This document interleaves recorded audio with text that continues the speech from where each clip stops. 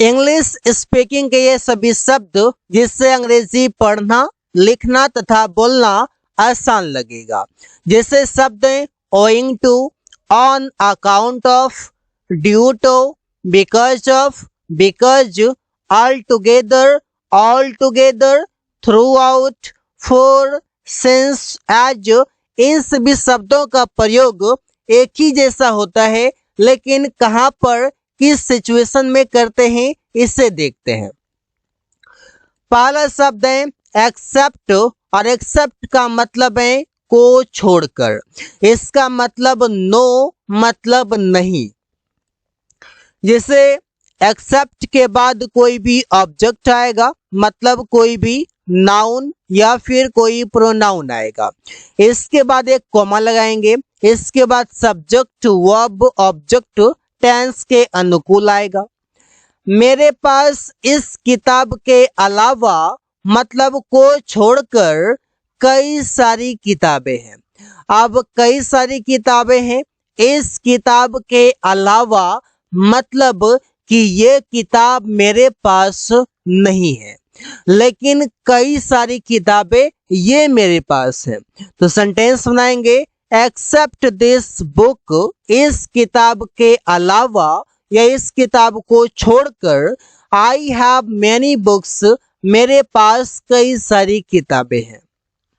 राहुल के पास इस ऑफिस के अलावा दूसरे शहर में एक ऑफिस है, मतलब इस शहर में ऑफिस नहीं है, इस ऑफिस के अलावा मतलब ये ऑफिस राहुल के पास नहीं है, राहुल का नहीं है।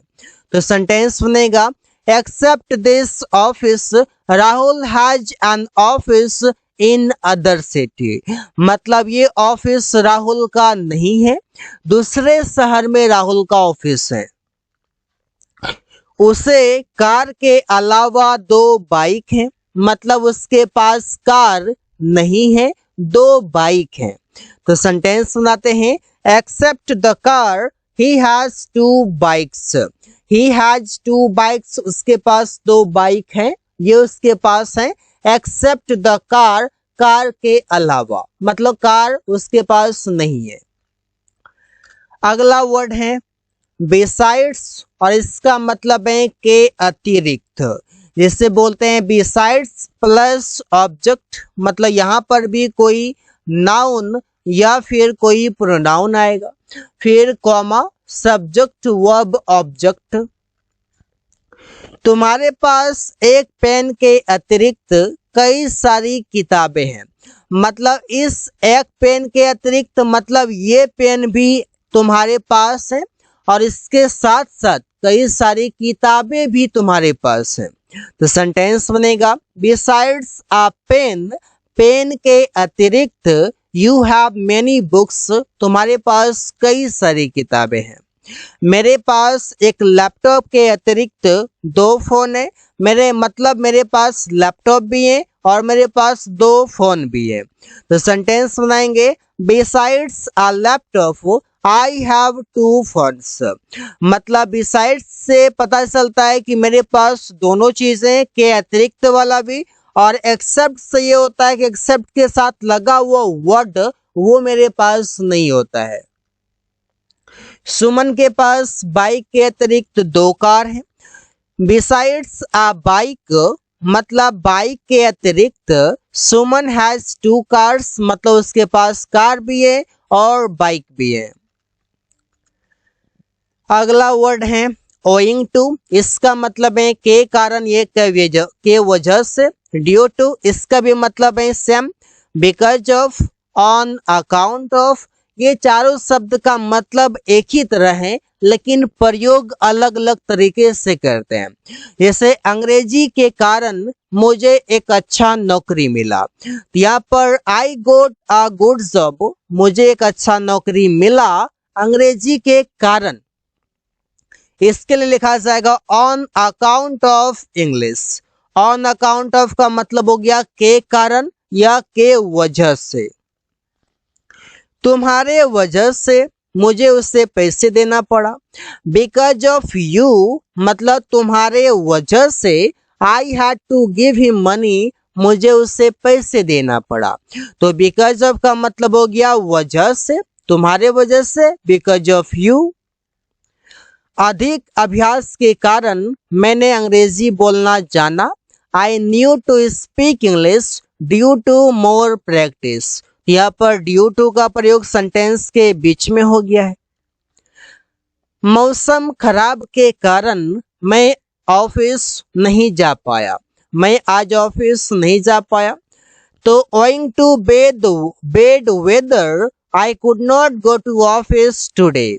तो owing to के बाद यहाँ पर प्रयोग हुआ है bad weather और इसके बाद कॉमा, और due to बीच में अगर प्रयोग करते हैं तो यहाँ पर कोई कॉमा की जरूरत नहीं है।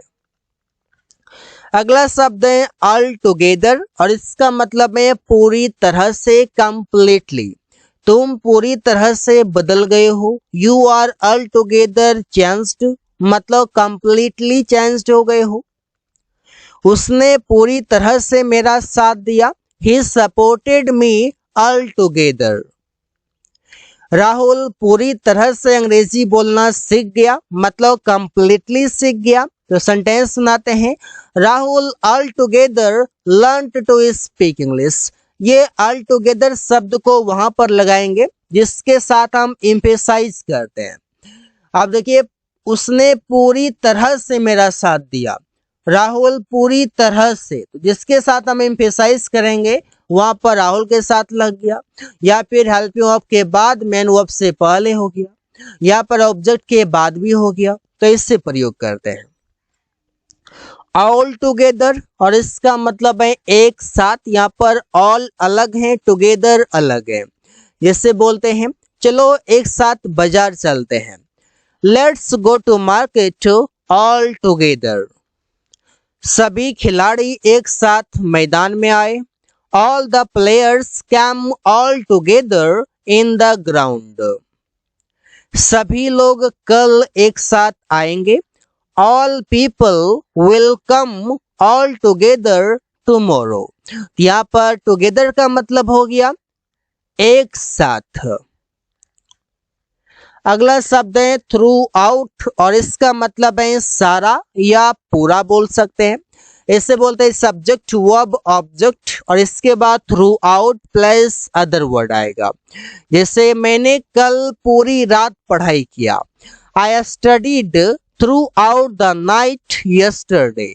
अब थ्रू आउट द नाइट का मतलब हो गया पूरी रात या सारी रात। ऐसे उसने पूरी जिंदगी पैसे कमाता रहा। He kept earning money, वो पैसे कमाता रहा थ्रू आउट द लाइफ, पूरी जिंदगी। बिकॉज इसका मतलब है चूंकि या क्योंकि। फॉर इसका भी मतलब है चूंकि या क्योंकि। सिंस, एज, ये चारों शब्द का मतलब एक ही होता है लेकिन प्रयोग अलग अलग तरीके से करते हैं।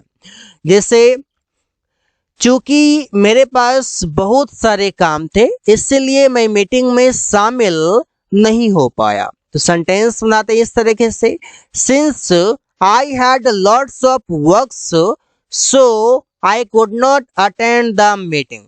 अब यहाँ पर देखिए सिंस का प्रयोग चूंकि के लिए शुरू में हुआ है। As I had lots of works so I could not attend the meeting. For I had lots of works, so इस so का मतलब है इसलिए I could not attend the meeting, मैं मीटिंग में शामिल नहीं हो पाया। लेकिन चूंकि के लिए since, for और as ये तीनों का प्रयोग सेंटेंस के शुरू में करते हैं। सिंस, फॉर, एस का प्रयोग सेंटेंस के शुरू में, इसके बाद कोई सेंटेंस आएगा, फिर कॉमा और फिर कोई सेंटेंस आएगा। इस तरीके से काम होता है। बिकॉज इसका भी मतलब देखते हैं कैसे प्रयोग करते हैं। ऐसे हम लोग अंग्रेजी बोलना सीखना चाहते हैं क्योंकि हम लोगों को साक्षात्कार पास करना है। तो यहाँ पर देखते हैं कि बिकॉज और एज और फॉर ये तीनों का प्रयोग सेंटेंस के बीच में करते हैं, मतलब दो सेंटेंस के बीच में as a conjunction. We want to learn to speak English because we have to pass the interview। We want to learn to speak English as we have to pass the interview.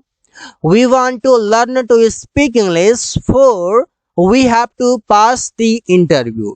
अगर for use करेंगे तो इससे पहले एक comma लगाएंगे, अन्यथा as और because में कोई कॉमा की जरूरत नहीं है। तो so guys, thanks for watching, that's all for today.